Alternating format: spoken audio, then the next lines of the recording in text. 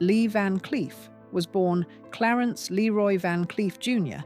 on January 9, 1925, in Somerville, New Jersey, into a working-class family with Dutch heritage. He had no indication that his life would soon take a turn toward Hollywood stardom. After graduating from high school, Van Cleef served in the United States Navy during World War II, where he earned a reputation for valor and discipline while serving aboard a minesweeper in the Pacific Theater.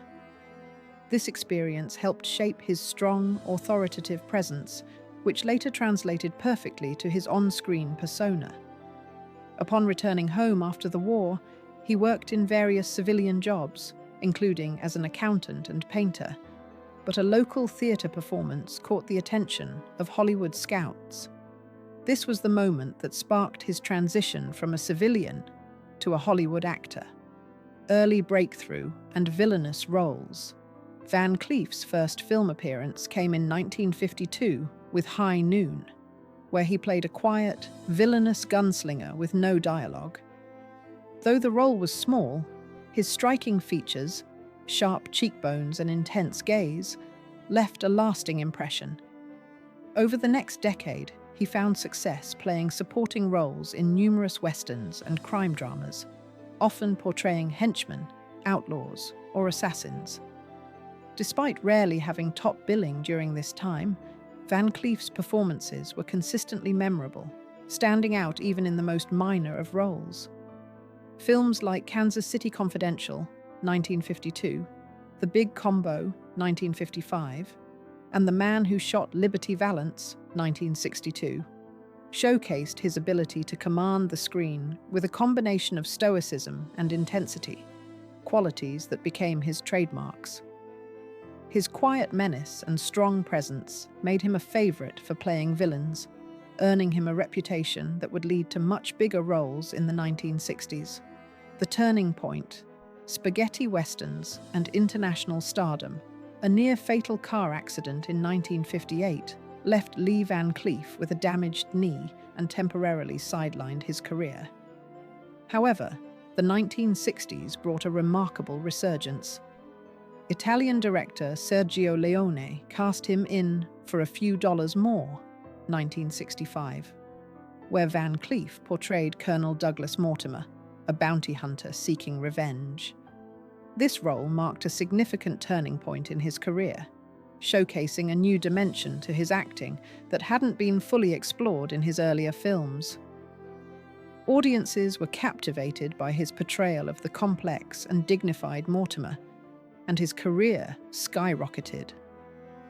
Van Cleef's collaboration with Clint Eastwood in The Good, the Bad, and the Ugly, 1966, cemented his international stardom. The success of these spaghetti westerns in Europe solidified Van Cleef's status as one of the most iconic and charismatic figures of the genre. He embraced the genre fully, starring in a string of successful European westerns throughout the 1960s and 1970s, including Saboteur, 1969, and Death Rides a Horse, 1967. Defining the anti-hero archetype, Lee Van Cleef's characters in spaghetti westerns became synonymous with the anti-hero archetype, often portraying characters with personal codes of justice that walked morally grey paths. Unlike other Western stars who leaned heavily on brash heroism, Van Cleef's characters were thoughtful, calculating, and driven by a sense of quiet authority. He was not the typical loud, boastful gunslinger, but rather someone whose calm demeanor concealed an ever-present danger. This made him stand out in a genre that was often characterized by broad archetypes.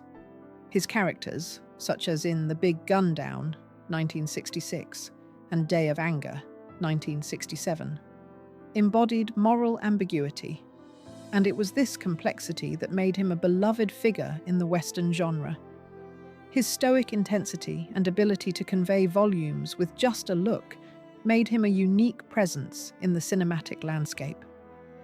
A shift in career, television and action films. In the 1980s, Lee Van Cleef began expanding his range, taking on roles in both television and action-adventure films. He starred in the cult classic Escape from New York, 1981, as the authoritarian police commissioner, and in 1984 he took on the lead role in the NBC series The Master, where he played a retired ninja master. Although these projects didn't achieve the same level of success as his earlier westerns, they demonstrated his ability to adapt to new trends in Hollywood. His transition from the rugged, intense roles of his youth to more contemporary action roles showed his versatility and desire to evolve with the changing landscape of film and television. These later years also marked a period of reflection for Van Cleef, who had already established himself as a legendary figure in the Western genre. Lee Van Cleef's personal life and marriages. Lee Van Cleef's personal life mirrored the intensity and complexity of his on-screen persona. His first marriage was to Patty Ruth Cale in 1943, during the turbulent years of World War II.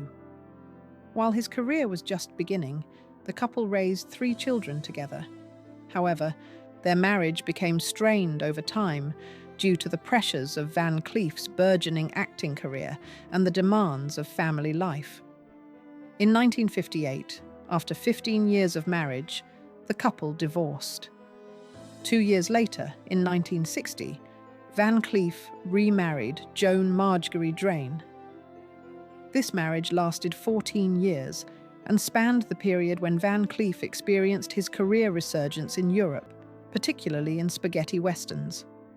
After their separation in 1974, Van Cleef married Barbara Havalone in 1976, a marriage that would endure until his death.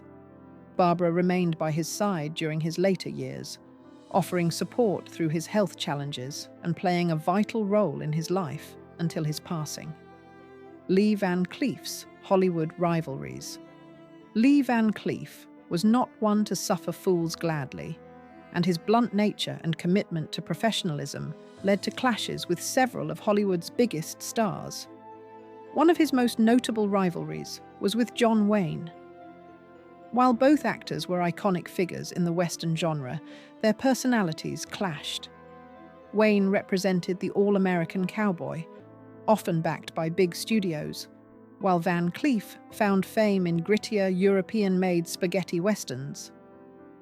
Van Cleef resented the way Wayne dominated the genre, feeling that he was backed by an unfair level of studio power. Though they never shared the screen, the rivalry was well known behind the scenes, with Van Cleef reportedly turning down roles in Wayne's films.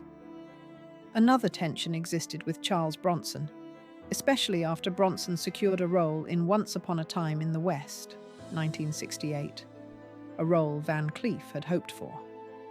Their competitive spirits led to tensions on set, and Van Cleef never fully forgave Bronson for what he saw as a betrayal by Sergio Leone. Conflict with Clint Eastwood and other Hollywood rivals. While Van Cleef's work with Clint Eastwood in For a Few Dollars More and The Good, the Bad, and the Ugly helped establish his career, their relationship soured over time. Van Cleef felt that Eastwood used their collaborations as stepping stones to fame and then distanced himself from the people who had helped him. The gap widened as Eastwood transitioned from acting to directing, and Van Cleef felt left behind. He was particularly frustrated when Eastwood didn't cast him in later films that seemed tailor-made for his talents. Other Hollywood figures, such as Telly Savalas and Yul Brynner, also drew Van Cleef's ire. Savalas's flamboyant personality clashed with Van Cleef's more stoic and controlled demeanor, while Brynner's theatrical approach to acting and supposed arrogance left a bitter taste in Van Cleef's mouth. Lastly, James Coburn's rise to fame also troubled Van Cleef, who felt that Coburn's laid-back charm overshadowed the more disciplined, craft-focused acting Van Cleef valued. A legacy of grit and integrity. Lee Van Cleef's legacy is that of a fiercely independent actor who refused to be defined by conventional Hollywood standards. Though he may have had his rivalries and disagreements with some of the industry's most well-known figures, His commitment to the craft of acting and his dedication to portraying morally complex characters has solidified his place as a cinematic legend. He was a figure who stood out not for his words, but for the quiet menace he conveyed through his gaze and his actions. Van Cleef's roles in spaghetti westerns and his stoic, intense on-screen presence have left an indelible mark on the genre. He was a man who lived by his own code, both on and off screen, and his unforgettable performances continue to resonate with audiences today. Despite his tumultuous relationships with some of Hollywood's biggest stars, his contributions to cinema will always be remembered.